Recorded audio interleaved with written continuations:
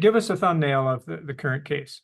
Yeah. Okay. It's a little hard to do with a case that's 12 years, but basically, this case is about two different but kind of overlapping blog posts, which respectively called Michael Mann, or compared him more accurately to Jerry Sandusky, who at the time this all came about in 2012 was in the news for being a convicted child abuser.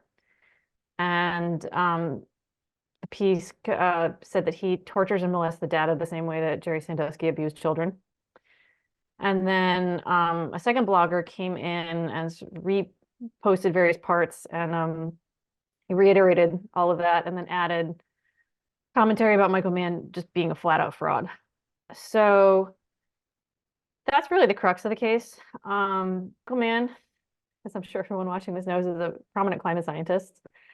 Whatever disputes you might have about him, he's not a fraud. In fact, following the so-called ClimateGate, he and his work, I think, were investigated something like 8 times, and there was no fraud found. There was no scientific misconduct found.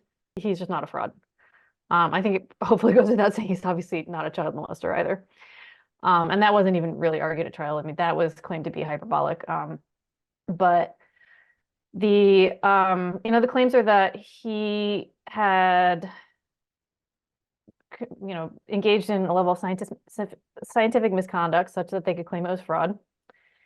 It went to trial in January and February of this year, and the jury found in favor of Michael Mann, saying that comparing him to a child molester was defamatory in the way that it was done, basically saying he molests the data. But I would argue, actually, even more importantly, it said that calling him a fraud was just flat out defamatory. So, there was an early trial court decision that I particularly liked. In fact, I'd like to quote it. And it, again, this case has gone on for so long. This is a trial court decision from 2013. It took this long for a jury to be able to conclude basically the same way, but the trial court said plaintiff, Michael Mann, has been investigated several times and his work is found to be accurate. In fact, some of these investigations have been due to the accusations made by the defendants. It follows that if anyone should be aware of the accuracy or findings that the work of plaintiff is sound, it would be the defendants. So I think that's pretty clear that, not only was what they were saying not true, but they actually knew it wasn't true, or they had reason to know that it wasn't true, and they just plowed forward anyway for 12 years. Tell us who the defendants were and what their background is. There were originally 4 defendants. It was the National Review and the Competitive Enterprise Institute, which are National Review is I'll just say right-leaning publication. The Competitive Enterprise Institute calls themselves I believe, free market think tank.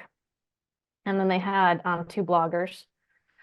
One blogger is a man named Mark Stein, and another one is named Rand Sandberg.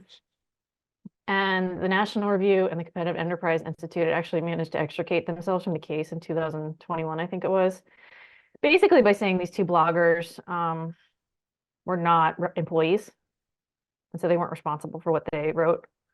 No matter that they were officially on the blogs, but so the case as it went to trial was just against the 2 bloggers.